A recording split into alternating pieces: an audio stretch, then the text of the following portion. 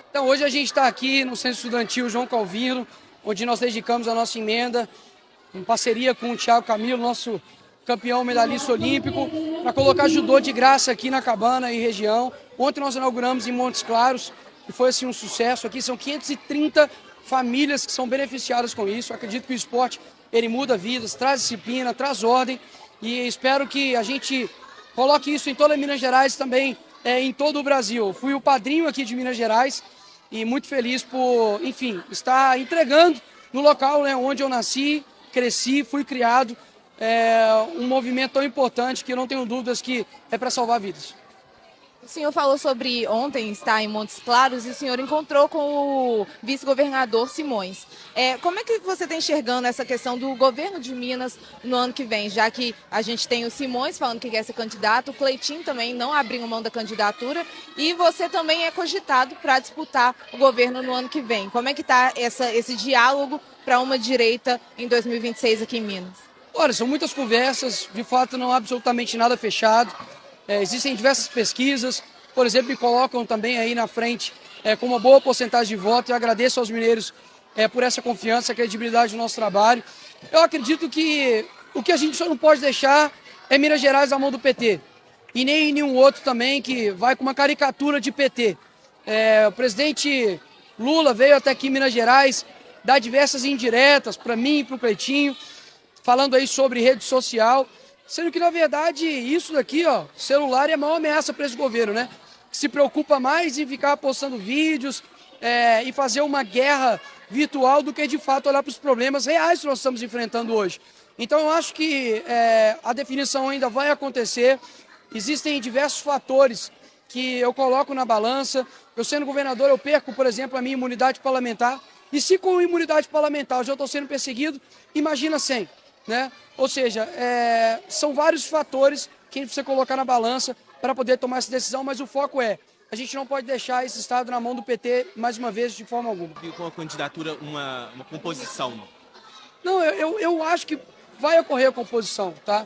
Porque Minas Gerais é um estado estratégico, ele é um estado onde o Lula ganhou aqui nas últimas eleições, mas não tenho dúvidas que isso tem mudado. Tenho visitado o norte de Minas, tenho visitado Minas Gerais, e não é à toa que a desaprovação do Lula bateu o recorde histórico, né? Ou seja, é um estado que, obviamente, o PT deseja para um projeto de poder, mas o que a gente precisa aqui não é mais, sabe, não é mais esquerda, pelo contrário. A gente precisa de pessoas que vão colocar o estado para frente, que vão olhar para os problemas reais que tem aqui em Minas Gerais, que também tem em todos os outros estados, mas Minas Gerais é, como eles dizem, né, o retrato do Brasil. Então que a gente consiga solucionar isso, tendo uma união que seja bom para todos. Deputado, o senador Cleitinho ele acabou não participando do evento do PL aquele dia. Existe algum motivo? Existe alguma tendência mais aí do PL estar querendo fechar com o Simões do que o Cleitinho? Como que está essa situação? Não, não tem isso de ele não foi, então por isso que ele está de lado ou colocado em escanteio. Não tem isso. Eu acho que muitas das vezes, eu sei que vocês são mídia, mas quero falar de uma maneira generalizada, né? Ontem, por exemplo, eu encontrei o Matheus Simões de forma esporádica, não foi combinado, porque era aniversário de Montes Claros. Agora, se eu vou, aí sai a manchete, Nicolas encontra com o vice-governador.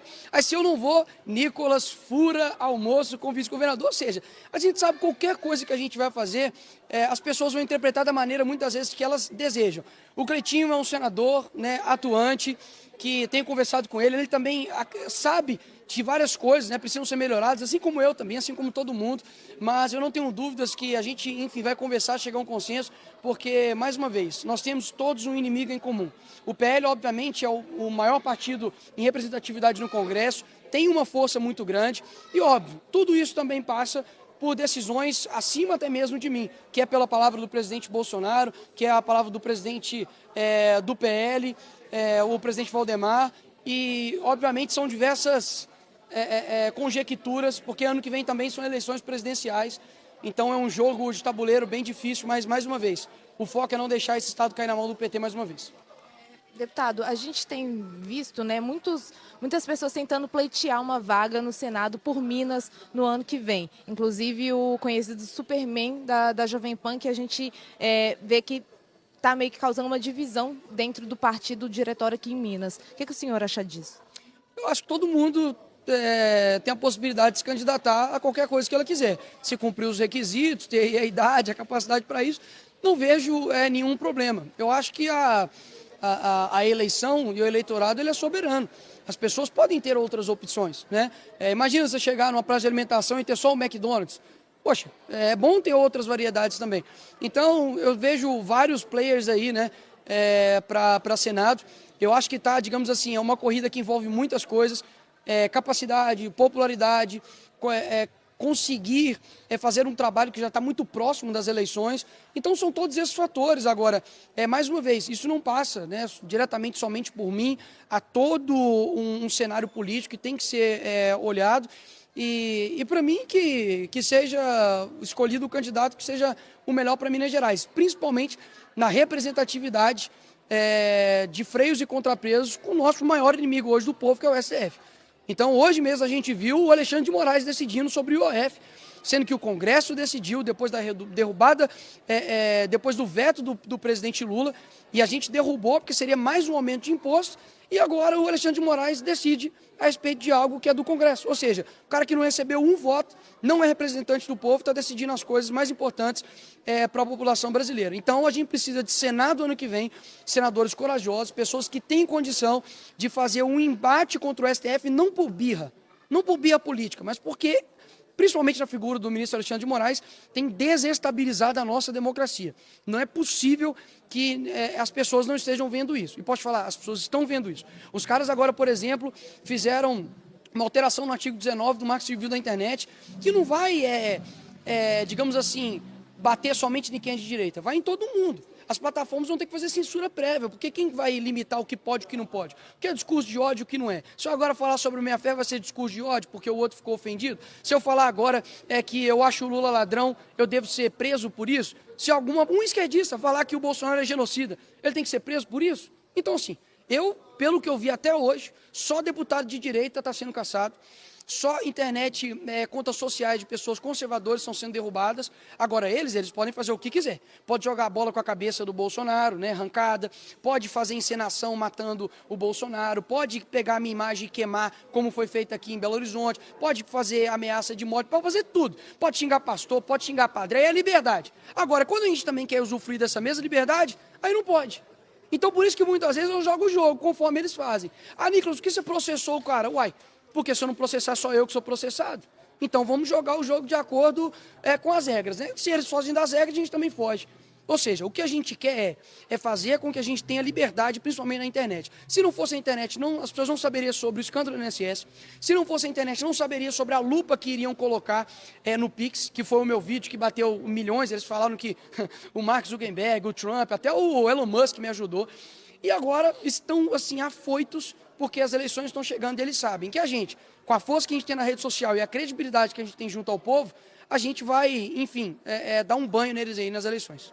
Deputado, pegando esse gancho até do STF, o senhor estava querendo apresentar um requerimento lá na Câmara para convocar aquele ex-assessor do Moraes para prestar alguns esclarecimentos. Como que está a sua situação? O senhor chegou a apresentar esse requerimento já ou pretende apresentar? Como que está essa questão? Olha, a gente apresentou o requerimento, precisa ser colocado em pauta, né, na Comissão de Fiscalização e Controle, e a gente precisa ouvi-lo, porque as mensagens que foram pegas entre os assessores do Moraes são muito sérias. Falando, por exemplo, que o Moraes quer a cabeça ou quer o Eduardo Bolsonaro. Como assim? Por que o juiz está querendo a cabeça de um deputado federal? Por que eles estão tão preocupados em combater a direita e não combater o crime organizado? Eu não vi nenhuma troca de mensagens dos assessores do Moraes falando assim, ó, pessoal, Comando Vermelho e PCC estão destruindo o Brasil. O que nós vamos fazer a respeito disso? Não. Só tem ali mensagens de seja criativo, né, inove ali nos processos. Então, assim, mais uma vez, eu quero deixar isso aqui claro, e eu sei que as pessoas acreditam nisso, de que não é por uma birra política, não é porque eu não gosto pessoalmente do Alexandre de Moraes, não. Mas achar que a nossa justiça hoje está isenta é sacanagem. O colegiado que está julgando o Bolsonaro e os seus assessores é a Carmen Lúcia, indicado pelo PT. O outro é o Zanin, que é ex-advogado do Lula. O outro é o Dino, que é amigo do Lula desde quando o Dino era adolescente. O outro quem mais? O Fux, que também foi indicado também pelo PT. E o outro quem que é? O Moraes. Ou seja, falar que isso é um julgamento imparcial é colocar 5 argentinos para julgar o Pelé, ué. Não vai dar certo. Então a gente precisa abrir os olhos contra isso, as pessoas têm olhado, não é à toa que a reprovação dele está gigantesca, e é por isso que eles falam que tem que regular as redes sociais aí. Mas eu estou preparando algo aí, isso não vai ficar dessa forma, não. Você não gostou da escolha do Curupira como mascote lá da COP30? Ó, é óbvio que eu sei a história do Curupira, né, pô? Que é um cara, né, que defende a floresta e tudo. Só que eu fiz uma alusão, só que esquerdista, os dois neurônios dele não batem para poder entender, né? Eu falei, olha, é o retrato do Brasil e das nossas florestas, né? Anda para trás e tá pegando fogo. Porque é engraçado, os caras estão fazendo um evento que, primeiro, tá rasgando a floresta amazônica para fazer uma estrada para poder chegar no evento para defesa ambiental. Só, se eu não me engano, de Itaipu, são alguns bilhões aí, 1 ponto alguma coisa bilhões de reais. Me fala, o estado do Pará, como que é o IDH de lá? É bom? Saneamento básico do Pará tá bacana? Segurança tá legal? Agora, os caras me gastam aí, sei lá, se é 6, 7 bilhões de reais para promover um evento ambiental, quando o estado não tem segurança, não tem saneamento básico, desculpa que a palavra, mas a pessoa não tem aonde defecar, pô. Eles realmente estão, é um governo que está preocupado com o povo? Isso não existe. Agora, eles se preocupam mais comigo, falando aí que o Brasil está andando para trás e está pegando fogo que nem um Curupira, do que resolver os problemas do nosso país. Do tanto que agora o presidente do INSS falou, não, estou preocupado com o Nicolas ser relator do INSS, que a gente não quer desinformação. Peraí, quem faz desinformação? Porque o meu vídeo do Pix falaram que era fake news, falaram que ia me processar. Estou esperando até agora. Por que recuaram da decisão do Pix se era fake news? Por que não fez? Por que não foi lá e botou a lupa na conta de todo mundo para poder cobrar em cima ali de pessoas acima de 5 mil? Ou seja, é o governo mais mentiroso, mais bandido que existe. Eu não sei como ainda tem gente que vê que em quase 24 anos aí de Brasil, 17 anos está sendo governado pelo PT, os estados onde eles governam são os estados mais pobres, com menor IDH, mais violentos, e as pessoas continuam votando neles. Ou seja, o errado não está só o Lula, o errado é quem vota nele.